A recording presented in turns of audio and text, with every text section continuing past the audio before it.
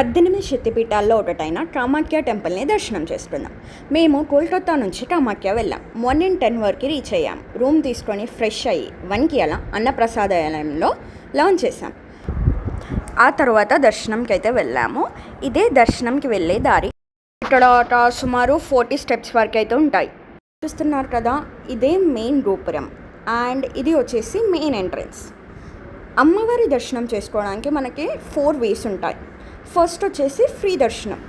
2-3 hours లైన్లో నిలబడి ticket తీసుకుంటే 8 to 9 అవర్స్లో దర్శనం అయిపోతుంది. సెకండ్ వచ్చేసి 500 రూపీస్ దర్శనం. దీనికి కూడా 2 or 3 అవర్స్ లైన్లో ఉండి టికెట్ తీసుకుంటే ఒక 2-3 అవర్స్లో దర్శనం అయిపోతుంది.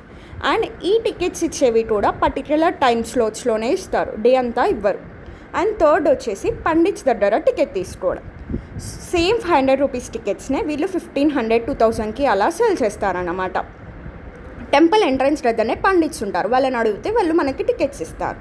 ఫోర్త్ వచ్చేసి ముఠ దర్శనం అనమాట. బయట నుంచి అమ్మవారిని దర్శనం చేసుకోవడం. 500 రూపీస్ ఆర్ 1500 టికెట్ తీసుకున్న వాళ్ళని ఇలా ఒక రూమ్లో కూర్చోబెట్టి 2 అవర్స్ కూర్చోబెడతారు. ఆ తర్వాత దర్శనంకి అయితే పంపిస్తారు. ఒక 30 మినిట్స్లో దర్శనం అయిపోయింది. దర్శనం అయితే చాలా బాగా జరిగింది. లోపల మొత్తం చీకటి, అస్సలు లైట్స్ లేవన్నమాట. అమ్మవారి దగ్గర నిరంతరం వాటర్ వస్తూనే ఉంటాయి. మనం ఆ వాటర్ని స్వీకరించి అలాగే తలపై చల్లుకోవాలి. ఇలా దర్శనం అయిపోయి బయటకు వచ్చాక కొబ్బరికాయ కొట్టి దీపం వెలిగించే. పూజా సామాగ్రి మనకి బయట షాప్స్లో అవైలబుల్ ఉంటాయి. దాంట్లో వాళ్ళు ప్రసాదం, కొబ్బరికాయ, దీపం, అగరబత్తి, కుంకుమ ఇలాంటివి ఇస్తారు.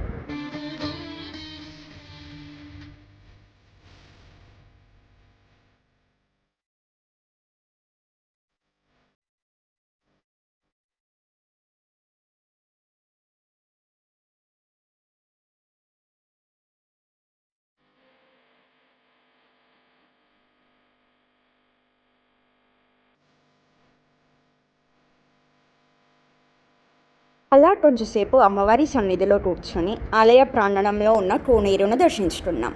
ఇక్కడ ప్రసాదం అయితే ఇచ్చారు, చాలా బాగుండే. ఇలా మా డే 1 అయితే కంప్లీట్ అయింది. డే 2లో మేము ఏం చూసాము, ఏం చేసామన్నా నెక్స్ట్ వీడియోలో చెప్తాను. Stay tuned. Bye bye.